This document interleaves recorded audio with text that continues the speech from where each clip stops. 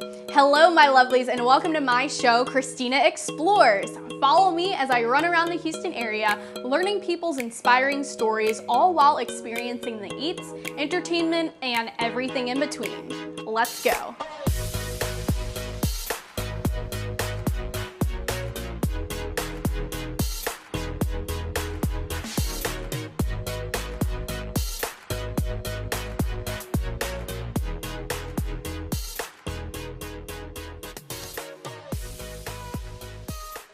Have you had your coffee today? How about you grab yourself some as we get the inside scoop on a second cup, a Houston cafe with a calling. But first, how do you get your caffeine fix? Comment below. A Second Cup is a cafe that prides itself on creating a spectacular cup of coffee, but along with that, they pride themselves on taking action, providing awareness, and providing care for victims of human trafficking.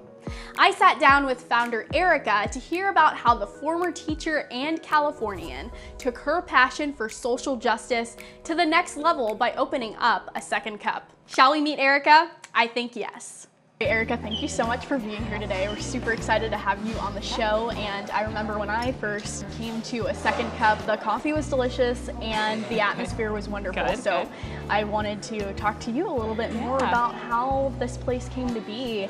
And so first though, I do want to ask you a fun question. Okay. What is something that's like a hidden talent or thing that you like to do? Well, when I was in high school, I was in Future Farmers of America, and I raised sheep.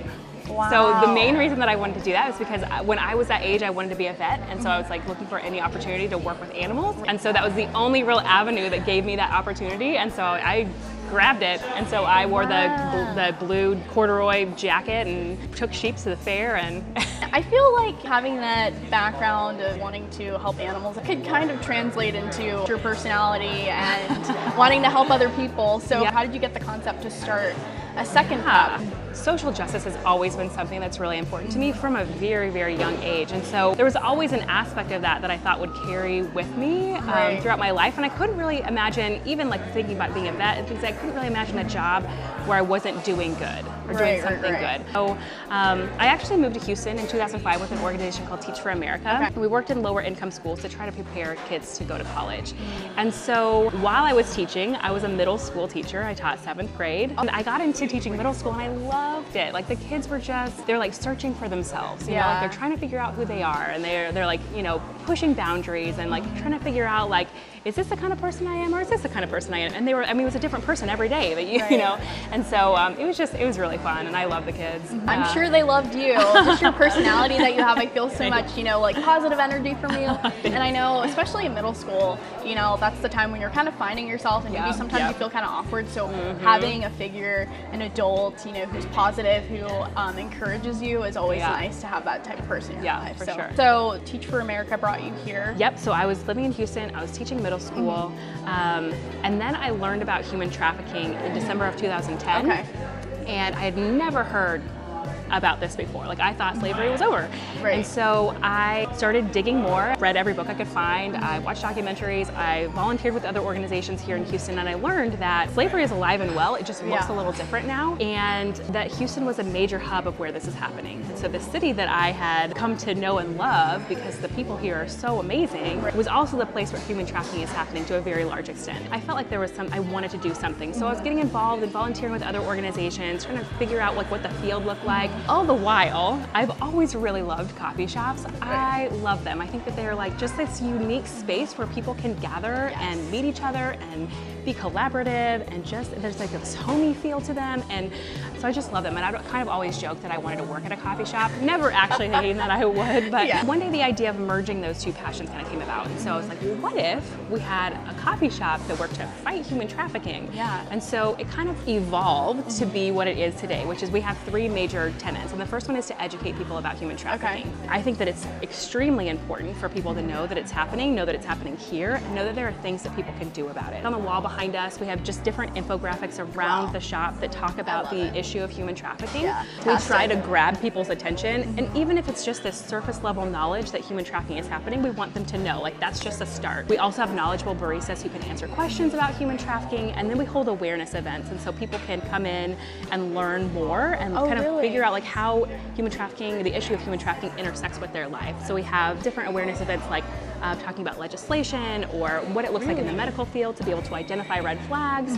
We train teachers, we do all kinds of stuff to make sure that people know that human trafficking is happening and that they can do something about it. The second thing we do is we really want to get people involved. So we don't just want them to be aware about the issue, we want them to like be able to take action. So we work with other organizations to offer those opportunities. And then lastly, we invest in aftercare. So that was where I was coming from when I wanted to start a second cup. Thinking about if the students in my classroom were to be trafficked, what would it look like for them after that? So they would have to deal with trauma, they would need to have time for healing, they'd need education, they'd need job skills, and so that was really what I wanted to focus on. And so we support organizations, but we also have a culinary aftercare program where we teach survivors culinary skills so they can get jobs moving forward. That's fantastic that you guys have those 3 tenets to not only raise awareness, but to help people in that state and then the transition out of the slavery. When we kind of shift the focus to your customers, what is the experience that you strive to create for them? Right. Well, it's really tricky because we are talking about a very heavy, very sad, very emotional topic,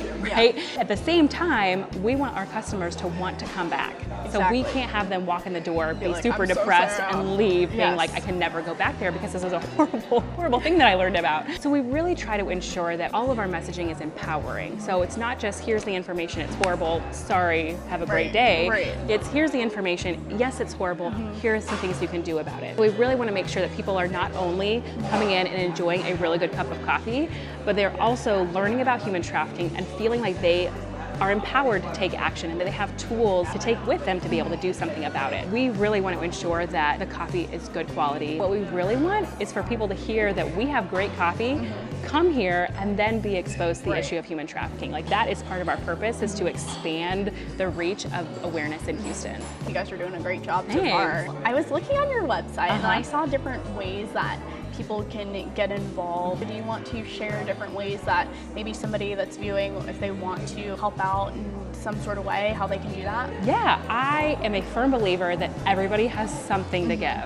I mean, we opened a coffee shop. Who would have thought that would have been the way that we would fight human trafficking? But I really think that everybody has something to give. And so whether it is donating time, volunteering with an organization, we use volunteers to work behind the counter and make coffee and take orders, to help clean the shop on a regular basis, help plan events. So there's always opportunities with us to volunteer, but there's also opportunities to volunteer with other organizations. Donating money is also a huge one. No nonprofit can do it without donations. And so if money is what you can give, like that's fabulous. Can they go to your website to donate, or how does that work? Yep, our website is secondcup.com, and then if you do /donate, you can also donate there. You can also donate on our Facebook page, or you can mail in a check. We'll take money however you want to give it to us. And then also I would say looking for ways that you can prevent human trafficking in the supply chain. So if you choose to buy chocolate, choose fair trade chocolate. If you choose to buy coffee, buy fair trade coffee. If you choose to buy clothes, which most of us do, look for the way that it is sourced. Speaking of clothes, I saw that you guys had like a merchandise line. We do. We have lots of different merchandise. All the stuff you can buy in our shop. Some of the stuff you can buy on our website. I always recommend people coming in here and getting the experience and buying merchandise while they're here. Exactly. Okay, wonderful. I think before I leave, I'll definitely pick up a shirt. I just want to say thanks so much again. Thank you. We're really excited about what you're doing in the community. Maybe we'll do a follow-up interview like in the next year or so to see where you guys are. Sounds good. Thanks so much, Erica. Thank you. After my chat with Erica, it was time for me to hop behind the coffee bar, meet my barista Kyle, and watch him prepare my mocha. We began by first dispensing the finely ground coffee, which was then distributed and tamped. Next, it was time to brew the espresso. As we waited, Kyle placed chocolate syrup into a mug and then began the milk prep process, which consisted of steaming and aerating the milk. Just look at that vortex. After tapping and swirling out the bubbles, he then added the espresso and the milk to the mug. It was the most delicious and delightful masterpiece. During the demo, Kyle shared that he enjoys having a part in fighting for a cause. He also loves the coffee. Big shout out to Kyle. There was a positive energy and twinkle in Erica's eyes as she spoke about her passion for social justice and the welfare of people. Her story goes to show that whatever cause you believe in, you can make a difference by taking action.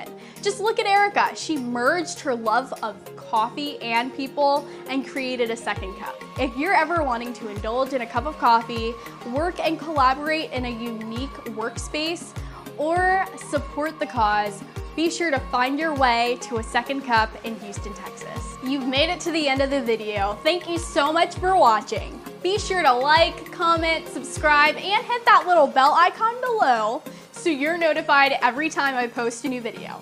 Also, be sure to spread the love and share with your friends. If you have any suggestions for where I should go next in the Houston area, also be sure to leave a comment below.